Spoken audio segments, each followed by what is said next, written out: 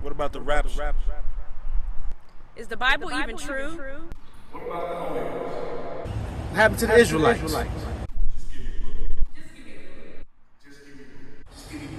To the law and to the testimony, if they speak not according to this word, it is because there is no light in them. Then he said unto them, O fools, and slow of heart to believe all that the prophets have spoken. Ought not Hamashiach to have suffered these things, and to enter into his glory? And beginning at Moses and all the prophets, he expounded unto them in all the scriptures things concerning himself.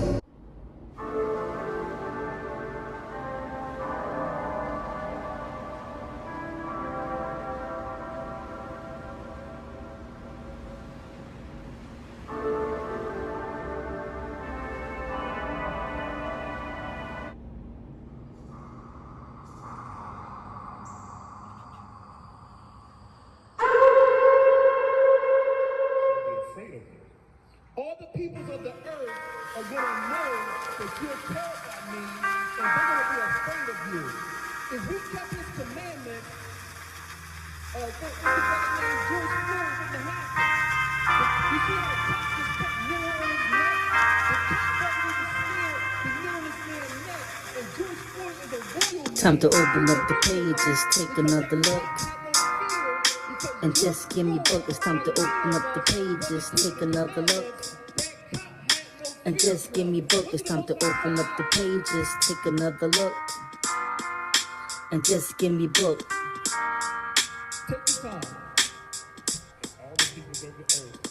It's time to open up the pages, take another look. And just give me book. It's time to open up the pages, take another look. And just give me book.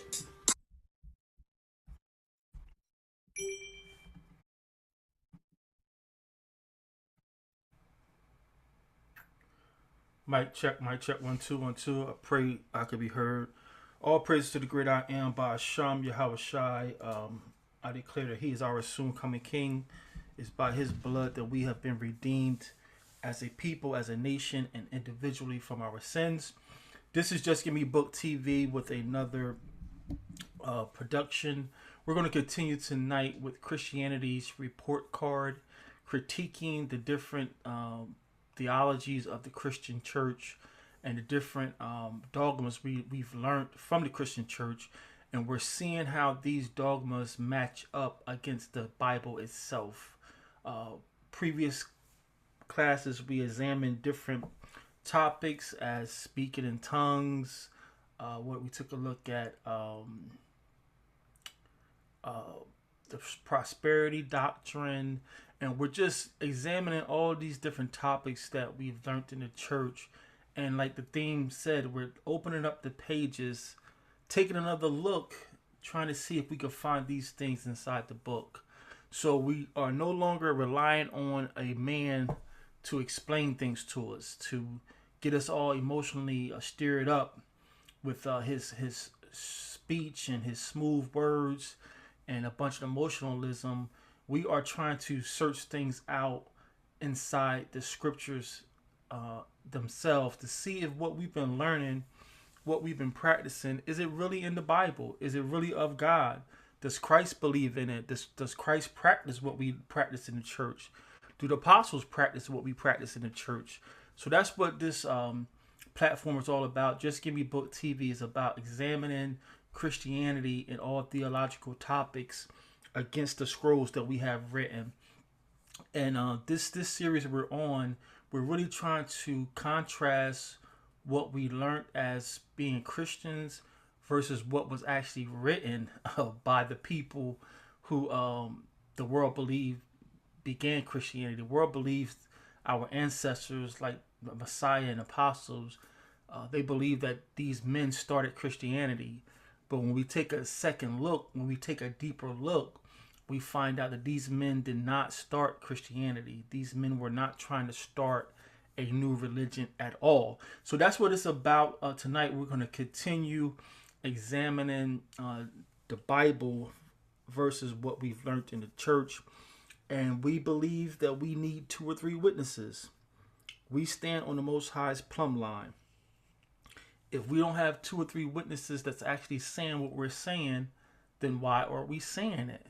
A lot of Christian pastors, especially those who have been trained in seminary school, they are taught how to exegete and eisegete and how to explain everything away. And the problem with that is the Most High himself calls us, the Israelites, he calls for us to establish every matter, every word must be established by the mouth of 2 or more witnesses. And we find that practice being carried out throughout the so-called New Testament. Messiah told us, I believe in the book of Matthew, is it, that if we have a problem with a brother, try to pull the brother to the side, and when the brother, try to discuss the matter and see if me and the brother can reconcile the matter amongst ourselves, and no one has to be the wiser, and we continue on being brothers in the Most High and continue living out the law, statutes, commandments. But then the Messiah says that if the brother won't hear me, then I am to go find another brother as a witness, to be the witness that I tried to reconcile with this brother, and this brother is refusing to reconcile with me. And the Messiah says, well, if he don't hear 2 of you, then take the matter before the congregation, before the nation, and let them know that this brother is refusing to reconcile, and he is to be treated as a Gentile. So we see this practice throughout our nation, that you have to have 2 or more witnesses to establish a matter. I think 2 Corinthians 13 or 1 Corinthians 13, Paul says, this is the 2nd time I'm coming to you.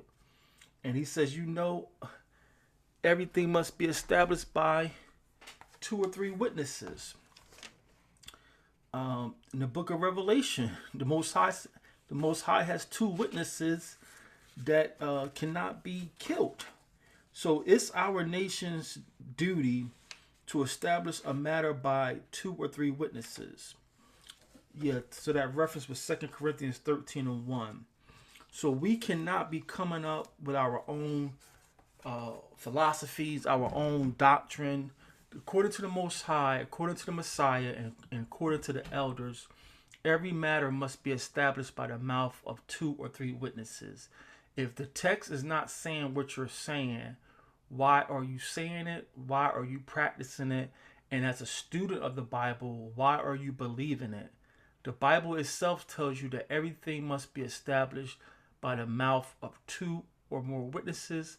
And if that preacher, teacher, deacon, whoever, whatever title they want to hold, moray, captain, if they're not giving you 2 witnesses that explicitly say what they're saying, they're giving you their philosophy on what they think that verse is saying. And we're just tired of that. Just Give Me Book TV. We're tired of people giving us logical sounding explanations and like, wow, that's so smooth, that's so deep, but the text ain't saying nothing you're saying. So we're going to continue tonight taking a look at Christianity Progress Report, seeing if Christianity is passing or failing. Tonight, our featured artist is one of our favorites. This is Sounds of Sinai, and they need no introduction. I think everyone who's in the nation know about Sounds of Sinai. We actually, my wife and I, had a chance to meet the group, and they are very humble, very meek people. And this is one of our favorite songs here. We're going to intro this song and get to the class. This is Yah's Love.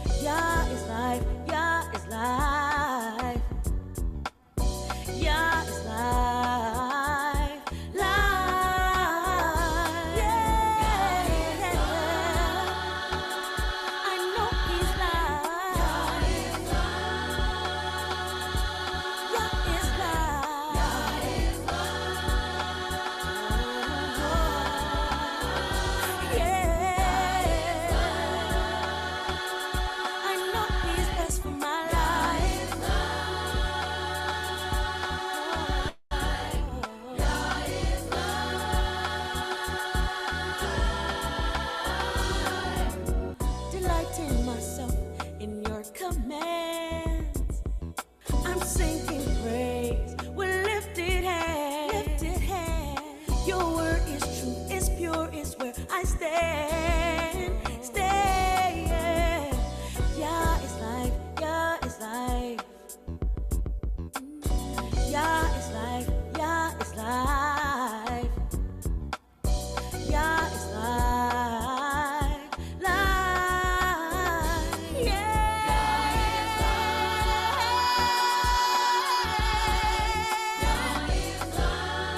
It's life. Yeah.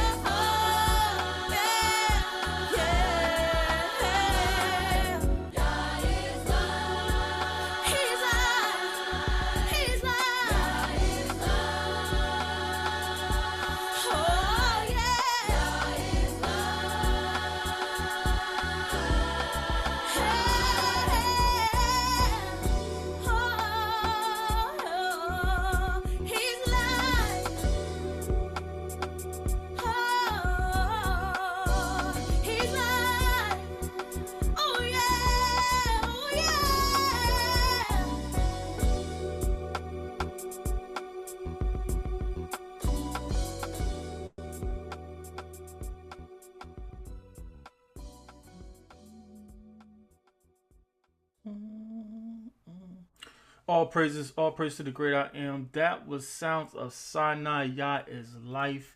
That song will never get old to me. We've been bumping that now for about 5 years or more. Has that boom bap in it, and it has the truth in it. Yah is life. Yah is all we need. Yah is all we need. Yah is life. So if you're not familiar with the Sounds of Sinai, you should get familiar with them. They have all types of praise and worship music. And you can find them on all the streaming platforms out there. And again, most of our artists are just publishing their music for any free will offering. It's not like back in the day we used to buy CDs for $20, and whatever you decide to donate to their channel, they will send you their music. So if you're not familiar with Sounds of Sinai, get familiar with them. Their songs do lift you up. They are our featured guests tonight. So I pray all is well with your soul. We're going to continue. Don't want to be too long. It is a school night, and we have been burning the midnight oil on our side. So we're going to continue tonight's discussion with life after death. And what inspired this study is I was seeing so many people, mostly Christians, but some Israelites as well, posting messages to dead relatives on social media. And it's common. We all might have did it before, poured out something for the homies, or said something to a dead relative like, "Grandma, help me," or "Sleep in peace, Daddy." So this is not really. I don't want to come from a condescending perspective. This is more, and most of our classes is more of an infomercial. You really can't hold people guilty for things we didn't know was wrong. We are in the land of our captivity. We're in the land of our enemies, and not everything, I hate to generalize. Most of what we do, most of what we practice comes from learned behavior. And that's coming from straight getting off the boat to us being broken as a people. And now we're so-called civilized by their standards. So we're doing things and we have no idea why we're doing things. So this is more of an infomercial. It's not an attack on anyone. If you feel condemned, all praise to the Most High. That means the Most High is, working on your heart. But this is this just to share information. When you leave, in part one, we just examined that when people leave here, when you die, you know nothing. And the scriptures support that. There's many scriptures said that the dead knows anything. Solomon phrased it, and I'm paraphrasing it. Part one is already on the channel, so you can go back and check part one out. But Solomon says something like, the living know they will die, but the dead knows nothing. So when we're leaving messages like, rest in peace, mom, or continue to sleep in peace, pop, or, wearing t-shirts, rest in peace, cousin Ray, these are messages to dead people. And it seems like a harmless thing. It seems like, it's a coping mechanism to help people deal with grief. But what we examine in part one, speaking to dead people is very satanic. Speaking to dead people, leaving messages to dead people is very demonic. And it's just no need to be offended. It's the facts of the case. But again, we're in the land of our captivity, so we just been doing things that we didn't know was like demonic. Like everyone does it. Just about everyone who passes away, especially if they die in the world, the family makes the t-shirts and put wings on them and then rest in peace and sleep in peace. And then many people continue to, honor their death or commemorate their death every year. And that's when you start seeing the messages, continue to sleep in peace, mom. Continue to rest in peace, dad. And as we brought out in part one, there was nothing wrong with remembering loved ones who have passed on. There's nothing wrong with talking about them and honoring them, letting the generations after them know that, hey, Pop was a good man and he taught us how to be righteous people. There's nothing wrong with honoring our ancestors. We are commanded in the scriptures to remember our ancestors. And that's the good ones and the bad ones. Some ancestors left bad examples, and we are to speak of that and let the people know what happened. Hey, when Unc did this, he was punished, and he was, this, that, and the third happened. So we as Israelites, we're commanded to remember the dead. We're just not allowed to speak to them. You shouldn't be leaving direct messages. Hey, Dad, I need you today. And Dad, I hope you be with me today. That's demonic. So that's what we're talking about. We want to be sure that we're clear. We're not telling people that you shouldn't be honoring loved ones who are passed on or keeping their memory up, because that's what we're commanded to do. You should honor them. Let your children and family know that loved one did right by you. They taught you righteous things, and you are who you are because of them. That's not the issue at hand. Honoring a dead relative is not the issue at hand. The issue is when we take it too far and begin to speak to them via leaving messages. Rest in peace. Sleep in peace. So I want to be clear what we're doing here. So it's not going to be that much longer tonight. Just a few more slides. And again, we're burning the midnight oil. But we want to continue with part two, Life After Death. And again, if you missed part one, it is on the YouTube channel. Life After Death part one is on the YouTube channel. So we want to get into the origins of speaking to the dead. The origins of speaking to the dead. So tonight's Kitab reading. And again, those who are not familiar, this is the Torah Group, and this is Just Give Me Book TV, and we're nobody special. We continue to have open dialogue. So if you have an open mic, a good Wi-Fi connection, you want to ask a question or chime in, please feel free to do so. Tonight's Kitab reading is coming from the book of Psalms. In our native tongue, we would call it Tehillim 25. This is Tehillim 25, starting at verse 14. Tehillim 25 and 14. It says, "The secrets of Yahweh is with them that fear him or respect him. He will show them his covenant. I came across this in my studies the other day at the job and almost jumped out my seat. He says that he will show them his covenant. Showing them his covenant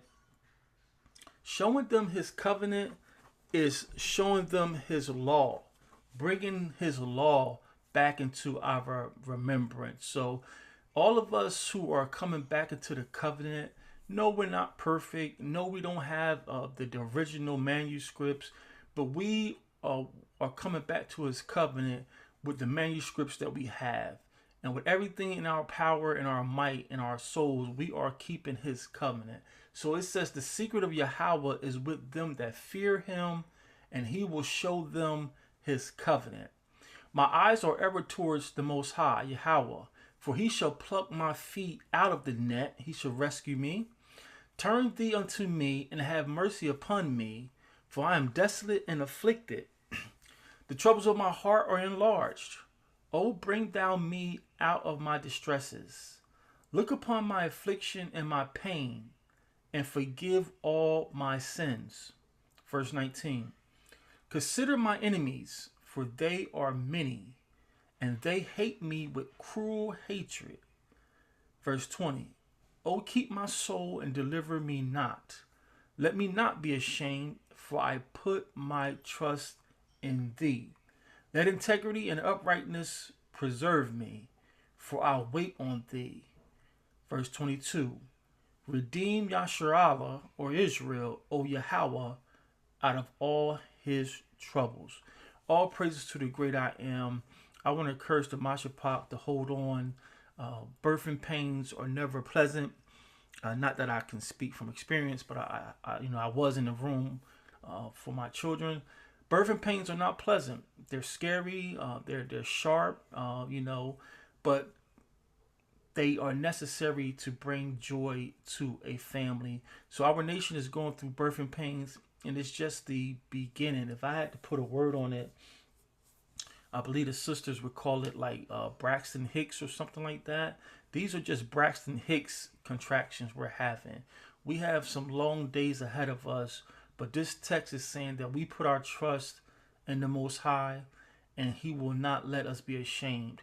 He will not let us be made a fool of, because we're standing up for his laws, statutes, commandments. We're calling him Yahweh. We're living by his commandments. He's not going to allow us to be made a fool of. So put your trust in the great I am, and he will deliver you and all of us out of all our troubles. But I just want to focus on verse 14. That's what I want to focus on.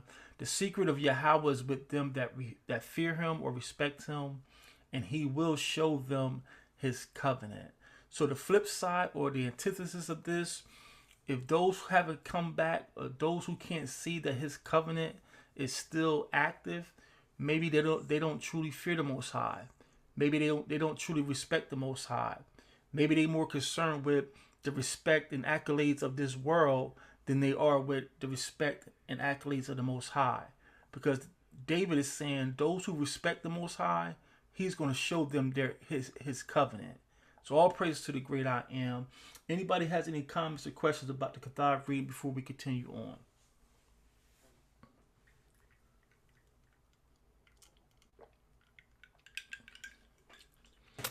All right, Mashapal, I don't think it's going to take that long. I have a few slides getting into the source or the origins of trying to speak to the dead. So again, this is from part 1. And everyone put wings on people after they die and start leaving messages, happy heavenly birthday. And it's amazing. I've yet to see or hear someone say, Pop, I hope you are comfortable in hell. Or Mama, I hope you are not burning too much in hell. No matter how much no matter how bad a life a person lives, the Christian practice is to make people feel good and to put them in heaven after they die. And as we shared in part 1, no scripture supports anyone going to heaven when you die.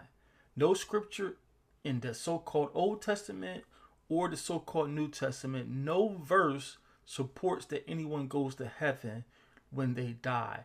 This is another practice of Christianity. Christianity is a religion of feelings and emotionals. And they don't want you to feel bad. They don't want you to feel guilty. They just want you to feel good about Jesus. And so they give people these fairy tales. So putting wings on people and imagining that they're in heaven looking down on you, this is a Christian practice, and it's not in Scripture. The Scriptures do not support anyone going to heaven, earning some wings when they die. No one is looking down on you. It's the Most High. The only one in heaven is the Most High, His Son, and His angels. No one who has died on this earth is in heaven looking down on us. So let me skip ahead. We shared where most Christians get the verse from, 2 Corinthians 5 in heaven. They believe that's why you go to heaven when you die. We was able to use witnesses to debunk that dogma. You don't go to heaven when you die.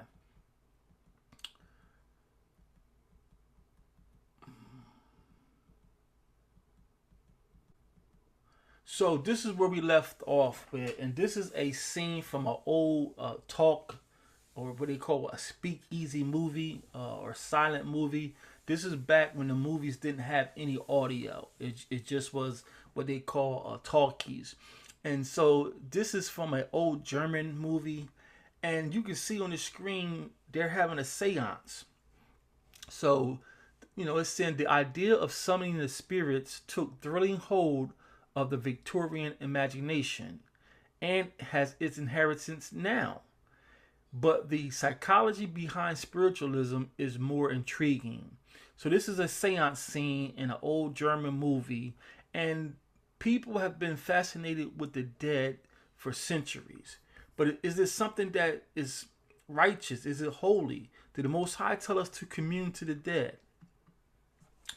This is right from the website is at the bottom. It's a Catholic website. This is a Catholic website, and the reason why I pull a Catholic source, as we've been, blowing the whistle for years now at the Torah Group, many people, and when I say people, I mean Christians. Many Christians who go to church Sunday to Sunday, they really don't know that they're really Catholics. So a lot of their customs has been given to them by the Catholic Church, but if you ask them if they're Catholics, they're going to tell you no. But they do everything the Catholics say to do. They go to church on SUN Day, or I should say their main day of worship, where they dress up in their nice suits and dresses, is SUN Day. And that's because Rome says that's the new Sabbath. They celebrate right now. I guarantee you, I'm not on social media right now too much, but I guarantee you this coming Friday is their Valentine's Day. Now, Saint Valentine's, saint means that he is a Catholic. And so if you're not a Catholic, why are you celebrating Saint Valentine's Day? So the Christians, the average Christian who don't study, they just following what their family has been doing for years, tradition, they don't know they're Catholics. So the ideal of being a saint has been given to us by the Catholics, the pagans. The pagan Christians has given the world the definition of a saint. So the website is at the bottom of the screen. It's usccb.org, and it's a Catholic website. It says, all Christians are called to be saints. Saints are persons in heaven, officially canonized or not, who live heroically virtuous lives, offered their life for others, or were martyred for the faith, and who are worthy of imitation. So we debunked this with scripture verbatim on part 1. Saints are persons in heaven. There's no human being who walked this earth that's in heaven except the Messiah himself. The only begotten Son of Yah is the only one who came to this earth, put on human flesh, and then transcended back into heaven. No other human being has did this. We have scripture that can prove it. So already we're seeing this idea that your loved one has put on angel wings and now they're your protector. This is coming from the pagan Catholics. There's no saint in heaven. There's no human being in heaven right now. This is coming from the pagans, the Catholics. It says, in official church procedures, there are 3 steps to sainthood. A candidate becomes venerable, then blessed, and then saint. Venerable is the title given to a deceased person, recognized formally by the Pope. By the Pope. That's black and white. The title venerable is given to a deceased person by the Pope as having lived a heroically virtuous life or offered their life. To be beautified, is that beautified or beatified? To be, I think that's beautified. I think that's, is that beatified? To be beatified and recognized as a blessed one. I don't know if that's a typo, if that's really a word. To be beatified or beautified and recognized as a blessed one, as blessed. One miracle acquired through the candidate's intercession is required in addition to the recognition of heroic virtue or offering of life. So they have to perform a miracle. They have to have performed a miracle to this is madness. It says canonization requires a second miracle after beatification. Is it beatification? Like the Beatitudes? After beatification. The Pope may waive these requirements. A miracle is not required prior to a martyr's beatification, but one is required before canonization. All this is Roman Catholicism. This has nothing to do with Jerusalem. This has nothing to do with Messiah. This has nothing to do with Israel. This has nothing to do with the apostles. This has nothing to do with us Hebrew Israelites who have reclaimed our identity and we're coming back to our covenant. Being a saint, according to the Catholic traditions, has nothing to do with us. But this is the foundation. This is the root of the Christian practice of turning people into saints, putting wings on them, and now leaving messages to them. Rest in peace. Continue to sleep in peace. Tell Peter I said hi. All this mess, this is coming from Catholic. This is Catholicism. Catholicism. Any comments or questions before we move on? If you have a question or comment, raise your hand. I'll try to see it. If not, just jump in when you can. So this is another website, and this is by a doctor. He's a doctor. His name is Jeremy Cohen. Jeremy Cohen. You see the name up there, Jeremy Cohen. And he wrote an article about the history of spiritualism. The history of spiritualism. So you can go to this website, just Google this, and the title he wrote, he used for his article, "Do Spirits Return?" So even though he is a fish and he's really, not worthy to really quote, he did make some valid points. And as the saying goes, a broken clock is right twice a day. So this Cohen is a fish, but in his article, he brings out some very, very interesting points about speaking to the dead. So this is from an article by Dr. Jeremy Cohen, A History of Spiritualism, Speaking to the Dead. So I must have put this out of order. So let me do this. This source here, you can download this. This is a PDF I found online.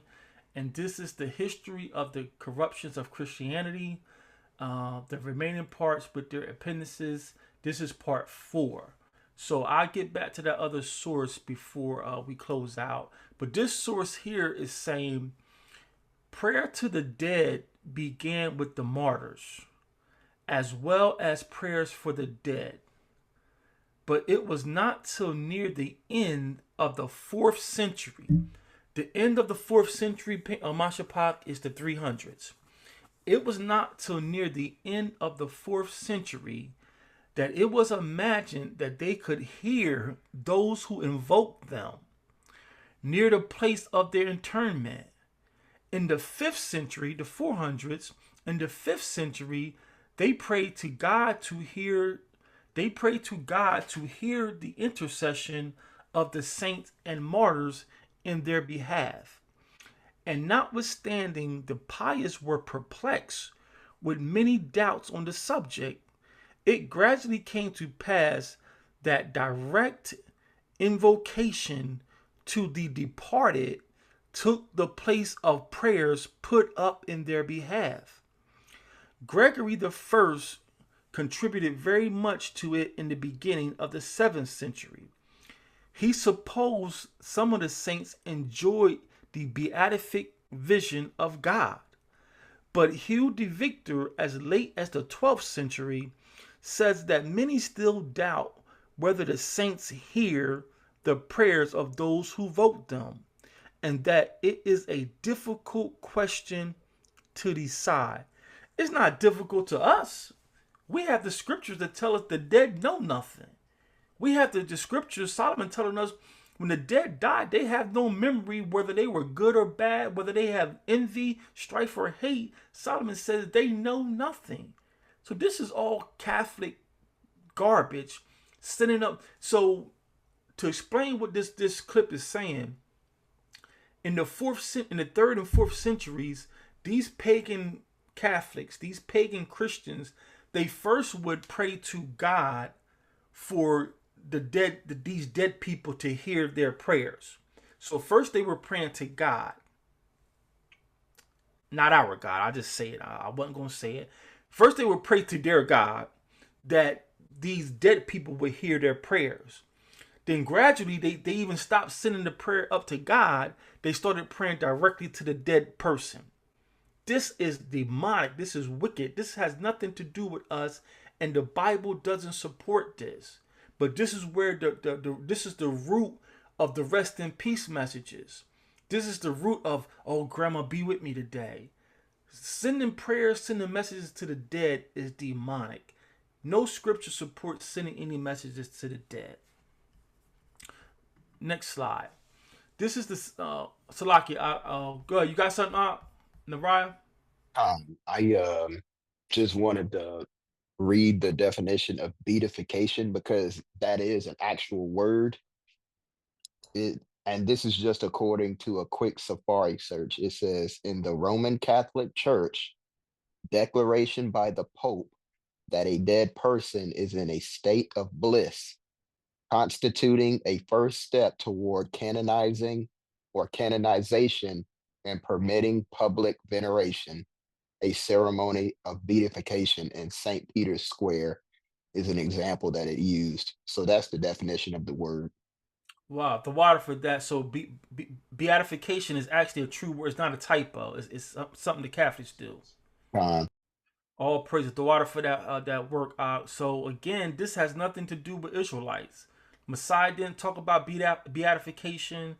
None of the apostles talking about beatification. This is all Roman Catholicism that's based on mythology.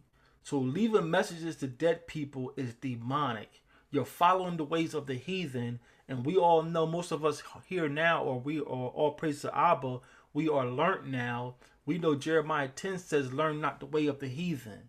So these heathens are coming up with these practices. The water for that up. This source right here is the same source, History of the Corruptions of Christianity.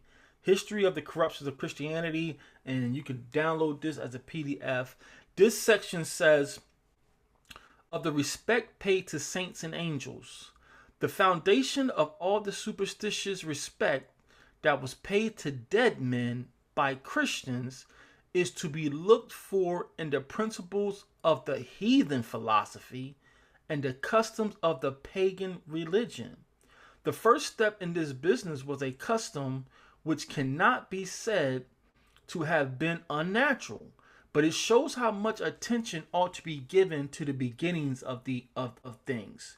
It was to meet at the tombs of the martyrs, not by way of devotion to them, but because they thought that their devotion to God was more sensibly excited in those places. This is where that religion, that Christian spiritualism comes from, that emotionalism, all that shaking and shouting. It says, let me reread it. It says, but because they thought that their devotion to God was more sensibly excited in those places. So if I go to this grave site and start praying and worshiping to God, it's more sensible. He can really feel me. He can really be with me. And God says, I'm not the God of the dead. When they was trying to ask Messiah those smart questions, the Messiah says, you know nothing, because the great I am, Yahweh, is not the God of the dead. So why would you go to a tomb to start singing songs and prayers thinking that you're going to be closer to the Most High? This is all demonic. This is heathenism. This is heathenism, family. It says, and a few persons perhaps would have been aware of any ill consequence, and perhaps would have been aware of any ill consequence that could follow from it. I don't know if this is flowing right. It says, and a few persons perhaps would have been aware of any ill consequence that could have followed from it. I don't follow that. It was also an early custom among Christians to make offerings annually in the name of the deceased, especially the martyrs, as an acknowledgement that though they were dead, they considered them as still living and members of their respected churches. So these pagan Christians who the Protestants still follow, they thought that, you know what, he's dead, but he's still living and he's still a part of our church. So we're going to have annual offerings for them. This is the foundation of today's Christianity. This is the history of the church that your family do not know they're following. They're following the foundation and root of Catholicism. And now because the Protestants have washed it up, and so we ain't doing all of that, now the Protestants think they're better than the Catholics. But if the root is rotten, the whole tree is rotten.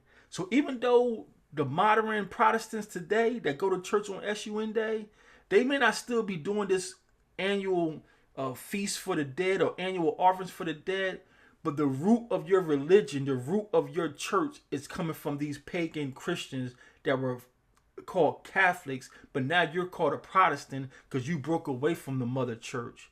They're still Catholics underneath, family. Our brothers and sisters, they don't know the history of their own religion. They don't know this history. Any comments or questions about this before we move on? All right, the next slide. So this is the same source. It says, after many fluctuations in the worship of images in the East, I threw this in there as a bonus. This is a bonus clip. After many fluctuations in the worship of images in the East, the Second Council of Nicaea in 787 decreed that crucifixes should be made, consisting of any material, and to be dedicated and put up in churches, houses, upon walls, and upon the highways. Let me read this again. This is very, very heavy.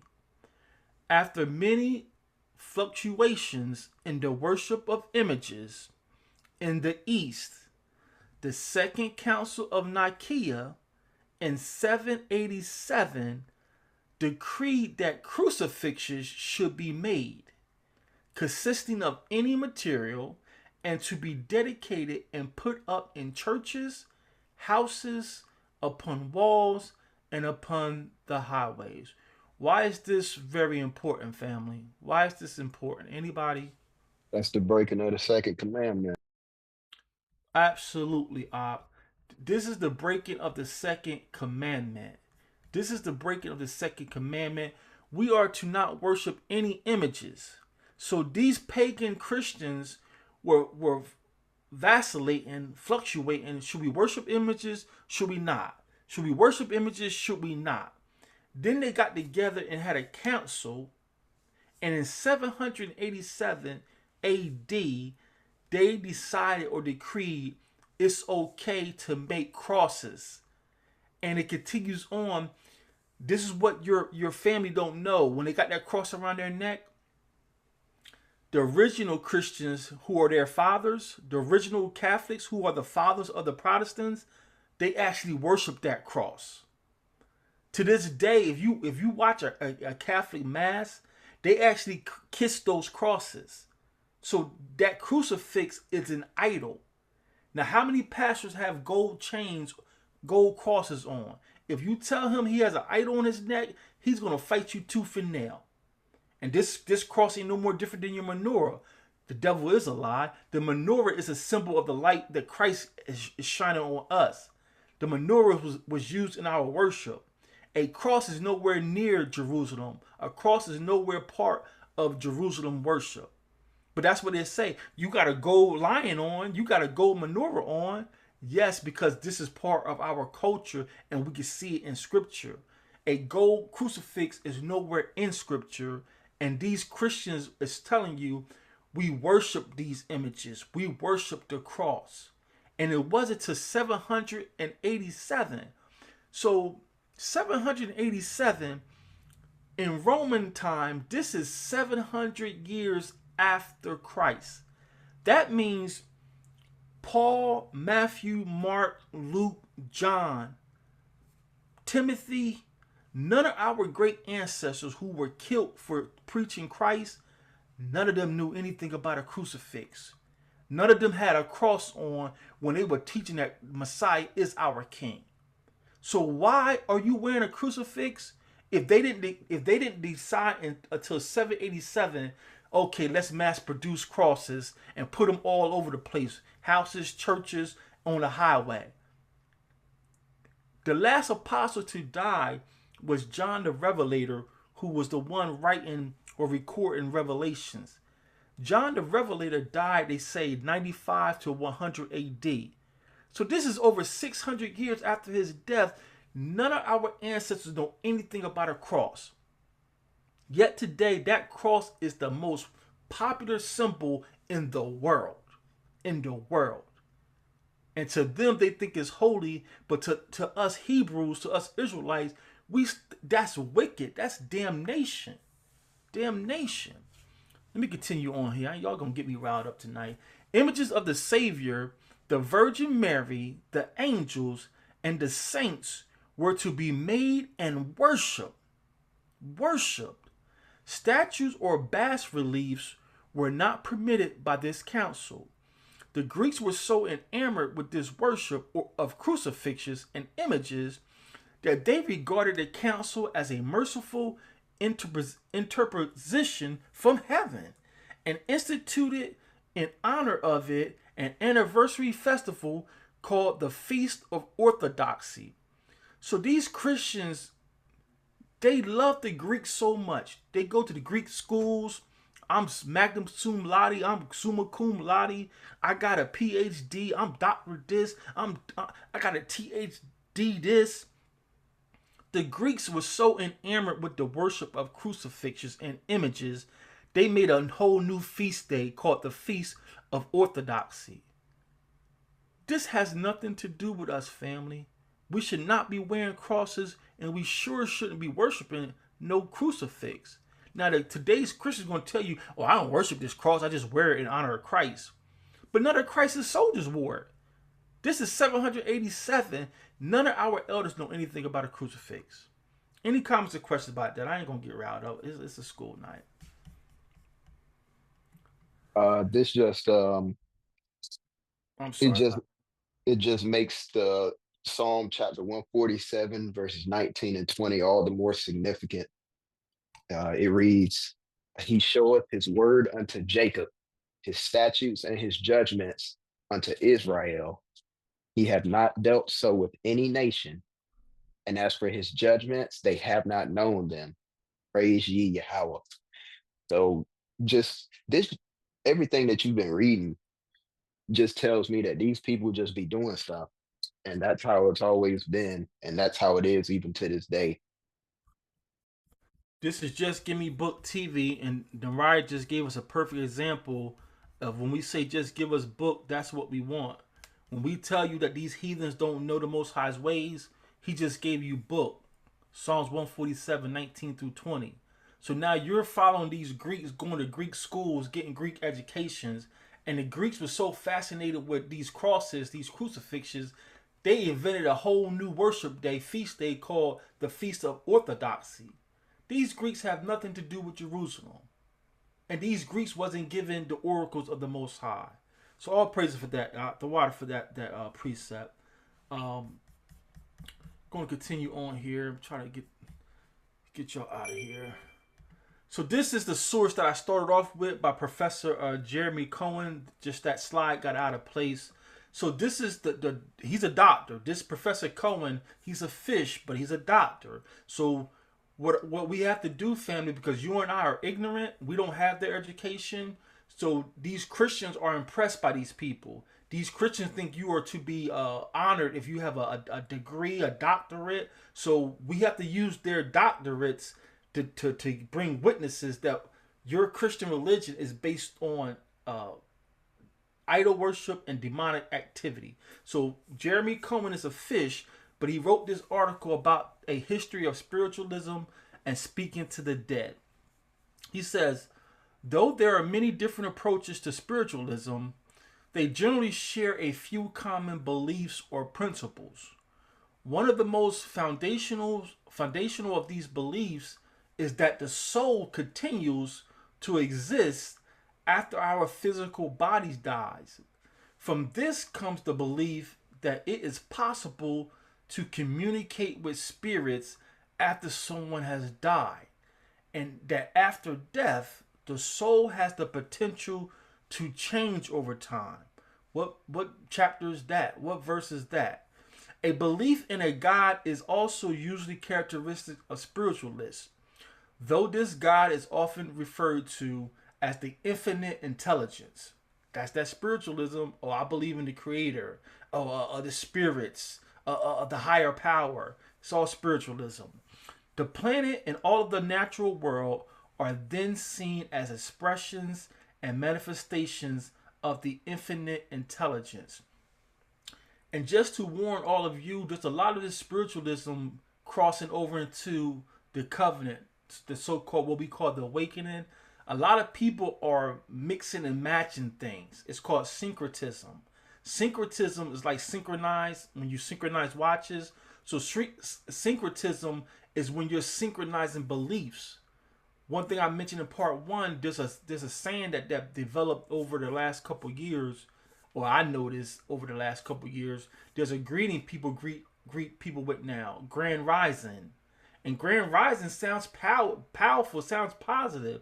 But us as the chosen people, us as the holy people of the Most High, we have to question everything. Like, where's that greeting coming from? What does that greeting mean? Can you show me where Moses greeted someone like that? Can you show me that where Messiah greeted someone like Grand Rising? Because I'm not an Arab, I'm not a Moor. I don't subscribe to spiritualism. I'm a Hebrew Israelite. I'm a descendant of Abraham through Isaac and Jacob, and I'm sticking to what my righteous ancestors. Because we got some of these teachers reading these sages and these Talmudic authors, and now you're sounding so deep and educated, but the audience don't know you just found some ancient writing. Yeah, it's ancient, but it's from a Talmudist. So you got to beware, fam. You have to discern the spirits. There's a lot of popping up what they call it? There's a lot of pop-up shops now. If you got a Wi-Fi and a dumb phone, you could be a teacher overnight. And people are regurgitating things, sounding so smart and educated, but what's the root of it? I can't respond Grand Rising if I can't find it in my scrolls. What does Grand Rising mean? Where does it come from? Everything that sounds positive don't mean it's positive. That's where we're at. We have to question everything.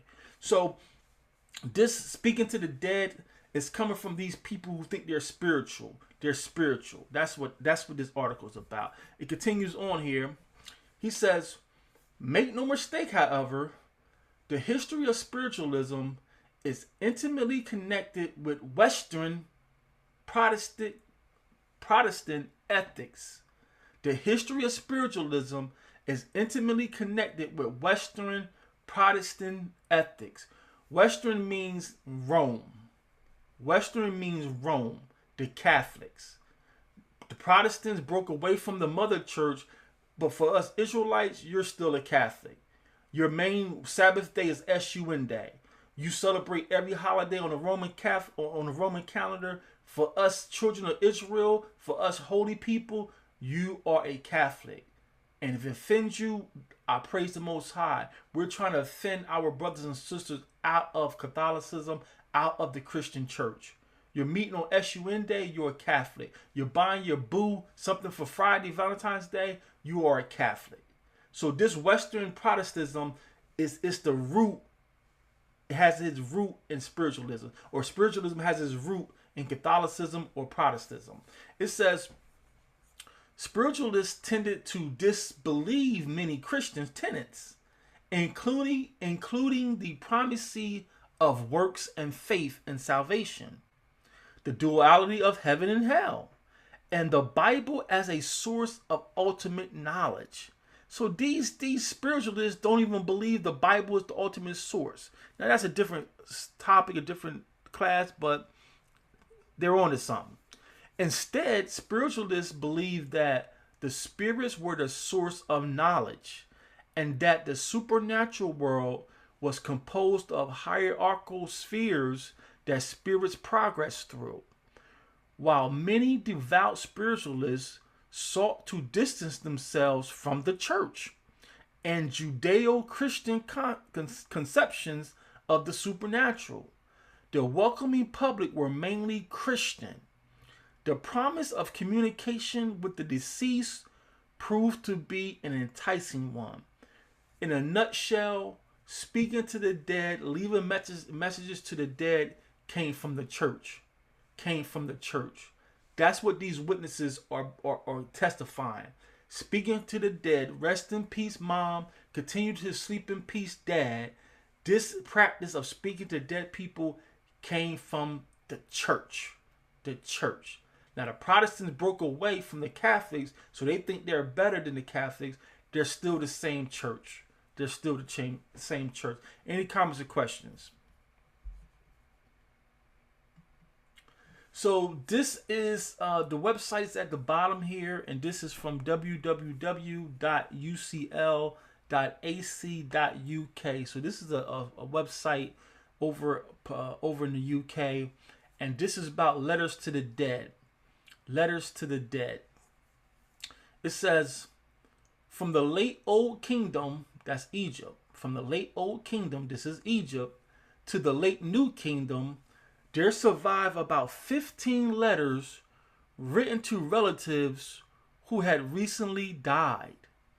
Although there are so few sources for the practice, they range widely enough in time and in geographical spread to suggest that they reflect a broader custom of communication.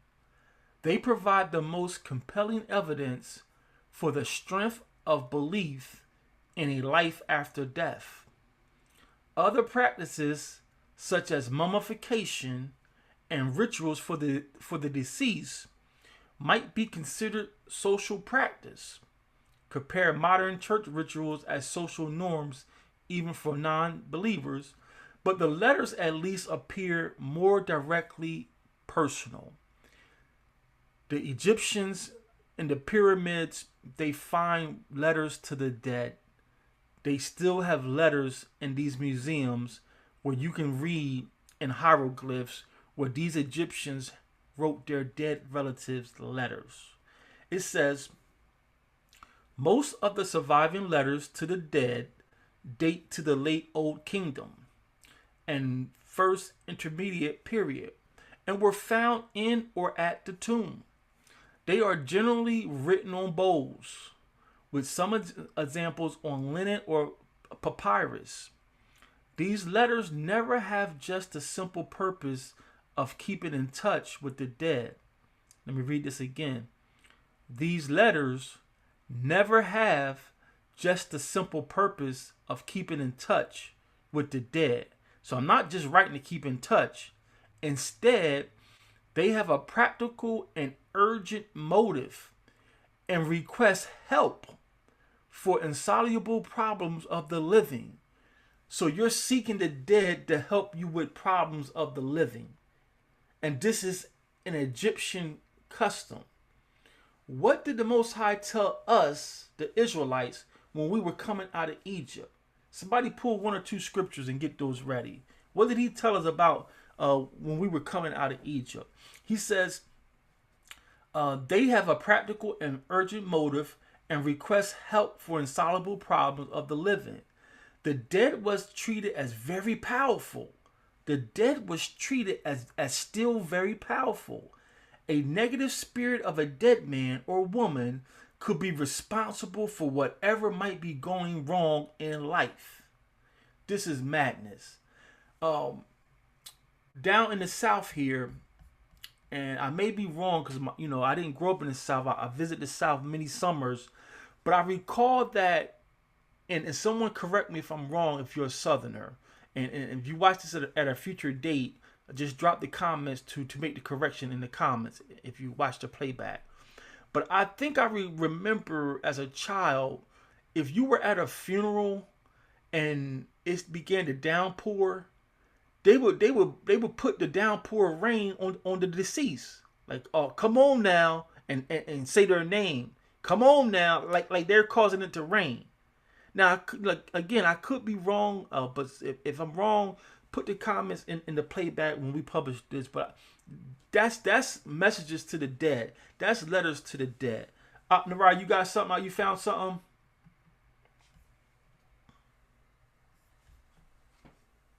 Book of Leviticus, chapter 18, verse 1. And Yahweh spoke to Moses, saying, Speak unto the children of Israel, and say unto them, I am Yahweh, your God. After the doings of the land of Egypt, wherein you dwelt, shall you not do. And after the doings of the land of Canaan, whither I bring you, shall you not do. Neither shall you walk in their ordinances. You shall do my judgments and keep mine ordinances to walk therein. I am Yahweh, your God. You shall therefore keep my statutes and my judgments, which if a man do, he shall live in them. I am Yahweh. All praise to the great I am. The Most High just said that we shouldn't follow the Egyptians out. That's what he said. That's what he said. So here in Roman pagan year 2025, I still, I'm taking a hiatus right now, but what inspired this class, because I want to help our people. I want to help our people and make this real to our people.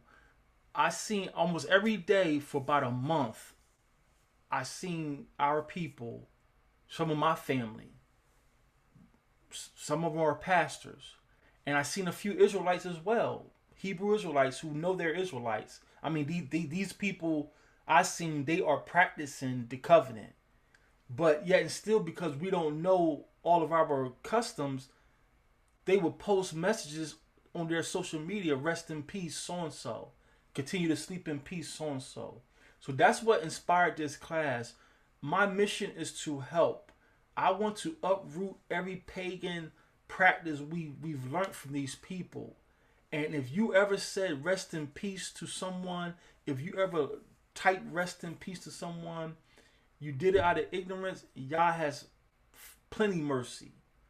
But after tonight, or after watching this broadcast, you cannot do that anymore and remain guiltless. Leaving messages to the dead is a practice of the pagans, and specifically we have a source that says the Egyptians did this. And this was one of our very first captivity was with the Egyptians. And Leviticus, you said 18, right? That's chapter 18? Leviticus 18, the Most High is demanding us to never ever practice anything we seen these Egyptians doing. So I'm going to bring it closer to our generation, but just know that the root of speaking to the dead, writing messages to the dead, is coming from the Egyptians, our first captivity. The water for that source, that witness, just give me book TV. That's what we do. Here's another source, and they have these bowls they found over in Egypt, and these are in museums. And this is the Petrie Museum of Egyptian archaeology at University of College London. Preserves 2 of the late Old Kingdom or first intermediate bowls in the publication by Gardiner and Seth. A letter from a man to his parents, father on the inside and mother on the outside, and a letter from a woman to her husband. So these are witnesses. This is what when we say just give me book, that's what we want, a source. So when we saying leaving messages to dead people is coming from demonic nations. Egypt was the first demonic metropolitan. Egypt was the first SELAH. I would have to give that to Babylon. So I would say Egypt was the second. Egypt was the second great metropolitan for demonic activity. If you wasn't following what the Egyptians was doing, you were square. So the Babylonian kingdom was first, and Egypt was the second. Like if you ain't doing what we doing, you are square. Like right now, America is leading the world in demonic activity. So if you're not Americanized, you're just a hick, or you're just a caveman. So this practice of leaving messages to the dead is from demonic nations. It's demonic activity. We should not be trying to speak to the dead. Again, if you missed part 1, we're making a distinction between honoring the dead and speaking to the dead. I'm going to forever give praise to my parents who birthed me, kept me alive. I'm forever give praise to my grandparents who made it through the Jim Crow South. My grandfather, my paternal grandfather, was a sharecropper. That's just a new fancy word for a new slave. I'm going to forever thank him for remaining humble and not, bucking up against his master so he can help give birth to me. But I'm not going to send a message to my grandfather. I'm just going to speak of him around my children. Let them know that your grandfather, he's known to be he was considered a master farmer. So that's keeping his memory alive. Let my posterity know that they come from strong roots.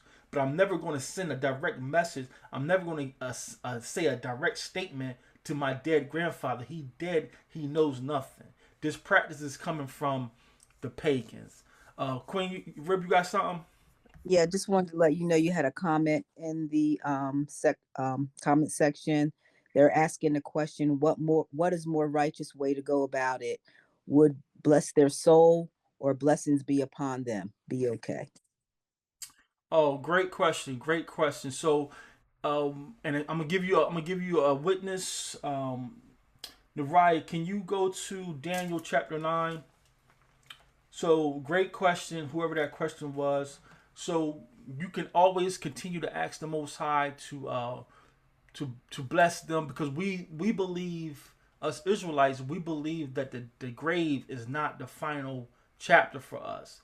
The grave is a temporary duty station, to use that word.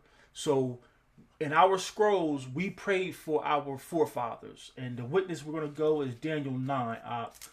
For the sake of time, great question. And Rib, the water for catching that, because I can't see everything. Nariah, for the sake of time, go right to where he says, forgive our forefathers. Daniel 9 and where is it at?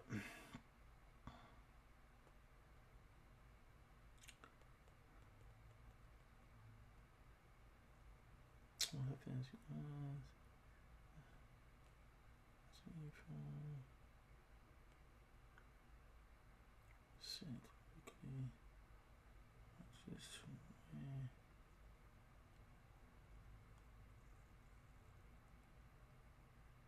You want to start at 16? Yeah, does that when he says, and forgive our forefathers, forgive our fathers?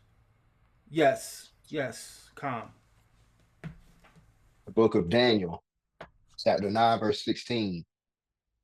O Yahweh, according to all your righteousness, I beseech thee, let thine anger and thy fury be turned away from the city Jerusalem, thy holy mountain, because for our sins and for the iniquities of our fathers, Jerusalem and your people are become a reproach to all that are about us. Now therefore, O our God, hear the prayer of your servant and his supplications, and cause your face to shine upon your sanctuary that is desolate for Yahweh's sake. O my Elohim, or my God, incline thine ear and hear. Open thine eyes and behold our desolations in the city which is called by your name. For we do not present our supplications before thee for our righteousness, but for your great mercies. O Yah, hear. O Yah, forgive. O Yah, hearken and do. Defer not for your own sake, O my God, for the city and your people are called by your name. Khan, and we cut it short, but you can go back to verse 8, 9, and 8. He starts off, Yah, to us belong confusion of face, to our kings, to our princes, and to our fathers, because we have sinned against thee. So you can continue to ask the Most High to bless your loved ones who passed on, because even though they're in a, the text say for us Israelites, they're asleep. But we also know that us being Israel, we're going to rise again. Because Daniel, if you jump to Daniel chapter 12, Daniel chapter 12 says some of the Israelites are going to wake to everlasting contempt and some to everlasting glory. So you can continue, Father, bless my family, bless my parents, because death for us is not final. So that's why our ancestors, people, that's another one of the reasons why Christians say they reject the Apocrypha. They say, well, the Apocrypha, they got prayer for the dead in there. And because they don't understand our culture, we understand that when our people go to sleep, they're not dead like another nation is dead. They're asleep. Just like Messiah told them when they was trying to ask him, yeah, this woman had 7 husbands that all died, and so in the resurrection, who's going to be her husband? And it's like, you don't even know our culture. And then Most High told Messiah told them, the Most High is not the God of the dead; He's the God of the living. So right now, all of our ancestors who have fell asleep, they're not dead, like not to be seen again. They are sleeping to the day of judgment, and that's a different class. I don't want to get into it, but so you continue, Father, have mercy on my loved ones, have mercy on my forefathers, because again, our forefathers, in my opinion, it wasn't their time to know we were Israel. So a lot of our forefathers have fallen asleep not knowing that we were Israelites, so they ate pork. They just didn't keep the commandments because they were raised in an age where they didn't know. So in my opinion, it wasn't their time to know. So the Most High can't charge them. How can the Most High be a righteous judge and knowing that generation, no one was seeking him. Everyone was just blindly following Rome, being Christians. So that's a different class. I didn't want to go that deep. But yes, you can continue. Father, bless my family, bless my forefathers. Have mercy upon my forefathers. So I'll leave it at that for now. I hope that answered your question. All praises, all praises. So this is just a witness that talking to the dead, writing message to the dead. One of the sources of this is Egypt. But I'm willing to bet if we dig further, it's going to go back to Babylon as well. So this is bringing up closer to our age, and we're going to wrap here. If there's no further questions, we have like 1 or 2 more slides. So this is going to bring it up to our generation, and this is talking about the practice of hoodoo, and hoodoo is closely related to voodoo. They're saying it's not the same. I didn't do a deep study, but they're saying hoodoo and voodoo are closely related, but they're not exactly the same. So this is a clip I took from YouTube, and it was originally a PBS special, but it's published on YouTube. So if you want to go to YouTube, just type in this title here, or put in PBS and then put the title in, and this video will come up. I'm just gonna play a few minutes of it so you can get the background of what's being said.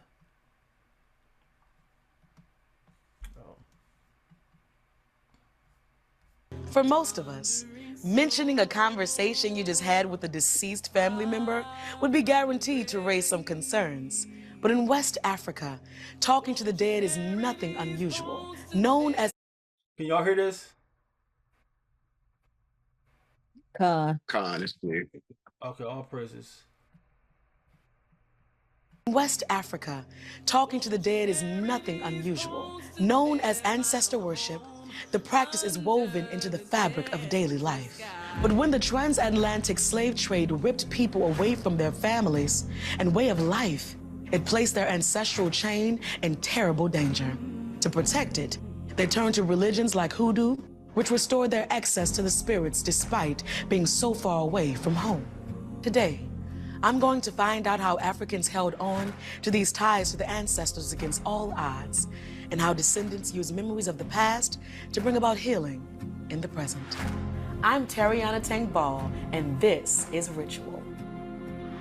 For Africans on the plantation, maintaining the religion of their birth in the Americas simply was not the option it was for the Puritans of Plymouth Rock. Most spiritual practices among enslaved people were feared and forbidden by plantation owners, who looked to eradicate any sign of strength. So in secrecy, often under the cover of night, enslaved Africans used different spiritual tools from home that they adapted in order to survive an otherwise impossible situation.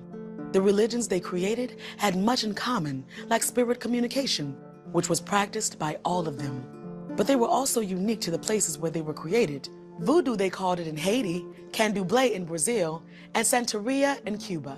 In North America, it was known as hoodoo. Hoodoo doctors gathered medicinal plants to make the traditional remedies that secured a community's physical survival, while other rituals attended their spiritual wounds and reminded them of a time before slavery. To understand this fascinating tradition, I've come to Dr. Camila Martin, a scholar who specializes in the history of Black spiritual practices in North America. Dr. Camila, I am so excited to be here with you today. You are a brilliant scholar. And if I may, I would love to ask you, what is ancestor worship? So simply put, ancestor worship is the reverence and celebration of our literal ancestors, those who came before us in our family lineage. More broadly, it's a part of a collection of spiritual and healing traditions that have come to the United States by way of the transatlantic slave trade. So ancestor worship is part of a larger collection of spiritual traditions of the United States, popularly known as conjure or hoodoo. We want to be sure to keep the memory of our ancestors alive. And so when we continue to call their name, when we continue to celebrate them. Pull strength from that. Absolutely. And that's why it's mixed with the word worship. Because when I hear worship, you know, we tend to get a little funny about that. Absolutely. You know, we were brought up to worship nothing but God. So when you put ancestors in front of it, but the way that you break it down, it makes it special because they are more closer to the divine than we are in this physical realm. We might call them our guardian angels, right? To make it a more palatable term, right? The sense that the spirits are our spirits that are connected to us in terms of our family are watching over us. They're protecting us. They're intervening on our behalf. What exactly is hoodoo? I like to say it's a system of healing and harming that came over with our enslaved ancestors. Well, when we think about the horrific experiences of our ancestors, you know, coming across the Atlantic, enduring bondage and dehumanization, all that they had was their spirituality. And so to survive something like that, right, you have to call on a higher power. And so hoodoo, conjure, voodoo, candomblé, all of these African diasporic traditions are really the thing that helped us get over. So I'll stop there. Again, this clip is only 12 minutes long, but she said some things that are powerful. And I just want to put this out there. And if you guys want to go deeper, we can go deeper. But the first thing she mentioned was this was popular on the west coast of Africa. And it's common knowledge that's where our forefathers were captured and deported over here. Now, what the naysayers are going to say is, well, these Africans were practicing hoodoo. They wasn't practicing the Torah. So you guys are not Israelites. And that would be totally ignorant of them and show a lack of study of them, because we didn't lose our Hebrew roots on the slave ships. We didn't lose our roots on the slave ships. There's sources upon sources that say we lost our roots way before the slave ships. That's A. One of the kings, or he was a king for us, even though he didn't have a literal throne. We always would nominate a king to be over us. But one of the kings that were over the Israelites, the Hebrews in West Africa, he made a decision to stop identifying as Jacob, because we were taking too much persecution. We were receiving persecution from the Arabs, the Arab Moors, and from the colonizers, the invading colonizers, the Portuguese. So we had the native Hamites persecuting us. We had the Hebrew Arab Moors persecuting us, and we had the the so-called light-skinned colonizers. They are persecuting us because they knew we was not native to West Africa. So one of the Israelite kings or leaders says, let's just start to blend in, and let's just stop naming ourselves after Jacob. So we've been lost our identity way before the slave ships. Another point a Christian naysayer would say, well, they're practicing hoodoo or voodoo, and that's not part of Israel. And again, they would show a lack of study, because the northern kingdom of Israel, those northern tribes, they love that pagan worship. That's the tribe of Dan, Naphtali. So a lot of these so-called Africans are true Hebrews, but idol worship, we loved it. That's why we kept getting in trouble. So these are just breadcrumbs. People don't want to take the time to eat a full meal. You hear this doctor, because she's a doctor, right? She's educated by their standards, and she's saying that these West Africans were put in slavery and they practiced hoodoo, which was their ancestral worship. And someone not knowing going to say, well, that's not Hebrews. Hebrews don't do that. If you read the so-called Old Testament, our forefathers continuously got into trouble because of pagan idol worship. And that's all this hoodoo or voodoo is. So she's trying to make it palatable, she's saying. Trying to say it's just, no. We don't worship the dead. We don't worship our ancestors. We speak of them throughout conversations with the children. You can hang their pictures on the wall, but we don't kiss their pictures. We don't send them no prayer. We don't say no words to them. They're dead. They know nothing. But we keep their memory alive in the family, so the family knows, hey, my papa was a good guy. My grandma was a strong woman. That's keeping their memory alive, and that's honoring our ancestors. There's a fine line between honoring your ancestors and then following the ways of the heathens. With that, I yield. Any comments or questions about life after death, speaking to the dead? Khan, I just wanted to comment before you wrapped up, just to add to your point that we had been lost our way. For those who are familiar with reading the Bible, you understand that the Israelites never would have had to worry about going into captivity at all if they never had lost the way of their God. So just keep that in mind. Most High God said, if you keep my ways and my laws, you will even live in them, and I will be an enemy unto your enemy. So that's just another witness to go along with what you're saying. The Israelites had been lost their way before, well before they had led to West Africa. Them losing their way was part of the reason why they had to flee to West Africa in the beginning anyway. Absolutely, absolutely, 100%. If we never would have left our father, the law, statutes, commandments, we would have never been in West Africa in the first place. All praise. Anyone else?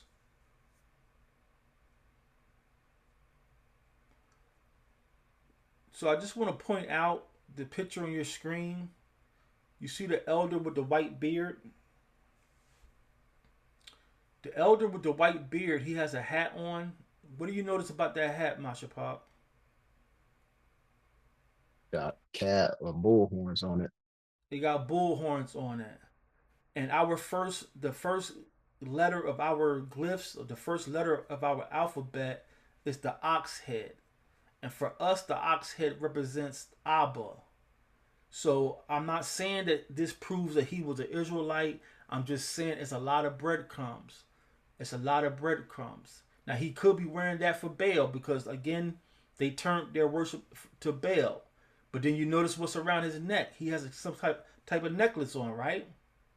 And that necklace has a pouch on. Again, I'm not saying that that's the ephod, but there's a lot of breadcrumbs. There's a lot of breadcrumbs. So this is the history that the church don't know. Again, I'm not condescending to our brothers and sisters. A lot of us, we don't know. We don't know the things we're doing is offensive to the Most High. And that's why he's waking up his children. That's our job. As he wake us up and he bless us with understanding, we are tasked with teaching our nation. As much as I want to stop teaching, as much as I want to keep my mouth closed, I can't. I can't because my spiritual future is in jeopardy. Much known, much required. So this is a love mission to help people see. Leave a message to the dead. Something as simple as R.I.P. Mommy is not innocent. It's not innocent.